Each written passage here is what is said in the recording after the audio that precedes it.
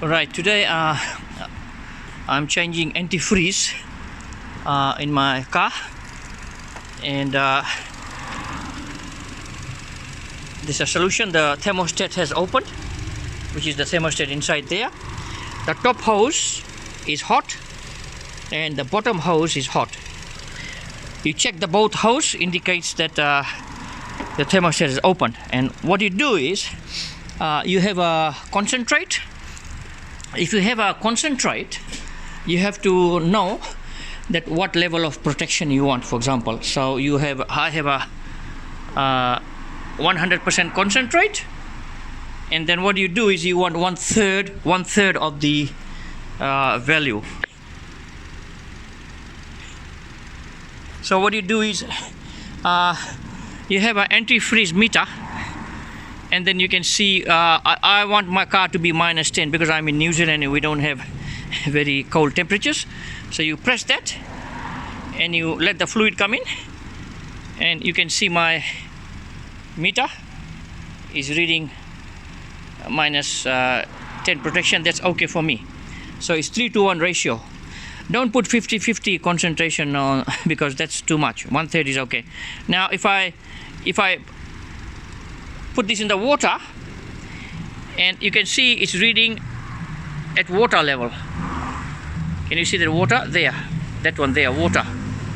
Now if I put it in the antifreeze, and I put it in the antifreeze, and then I pick it up, and I can see it's above the water level, and it is protecting at -10. I could have had -20, but I prefer -10 to -15 because I change it every 6 months. I don't keep it for too long. So this one here is a Metco tool, antifreeze hydrometer. It's quite important, and a lot of people have made mistake by a lot of people don't change the antifreeze, and the antifreeze becomes a stress acid, and then what happens is it starts attacking the components inside your car. And one of the components it can attack is the plug inside the back of the cylinder head.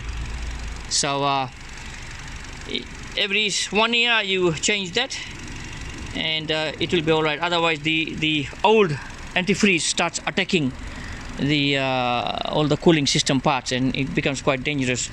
So if you change oil, you do your antifreeze, and then every 100,000 kilometers you change. Let your mechanic change the thermostat.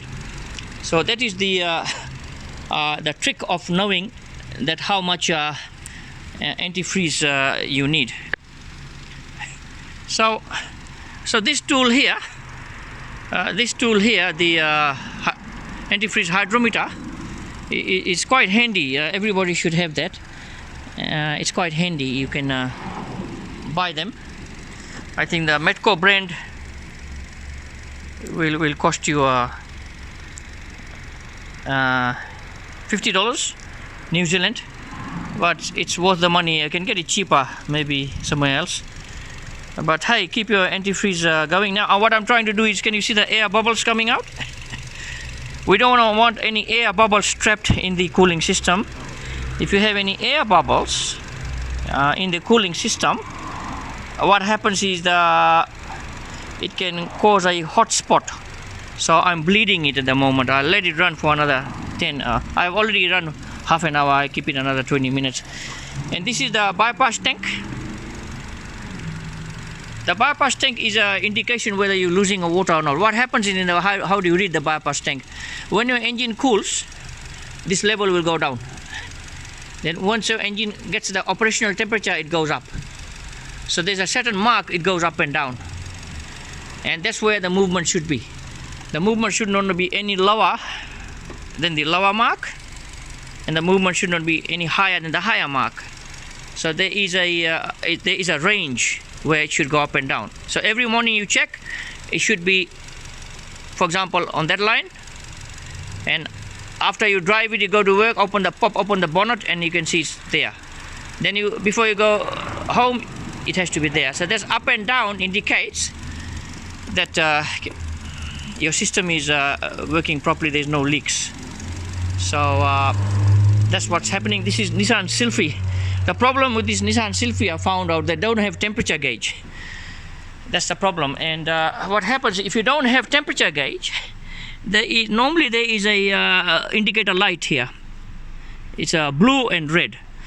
So if you see, I'm waiting for any abnormal situation. Maybe if a red light comes on, not this red light, this is a door light. We're talking about a red light here. So I don't see any red light on the dash, which means the engine is running at the normal operating temperature. And it's time now that I close the radiator cap, radiator pressure cap. Now, radiator pressure cap has got two valve system. One is the pressure, releases the pressure at 13 to 14 psi, and then the radiator pressure cap also has got a vacuum valve here. This is the vacuum valve. Can you see? So this is sucking in. When the engine is cooling, it sucks in air inside. If you don't have this working, your radiator hose will crimp. So a lot of people think that radiator pressure cap is just to close it. No, it does two things. At operating temperature, it pushes some of the water out, and then sends it to the bypass tank. So this is the bypass hose.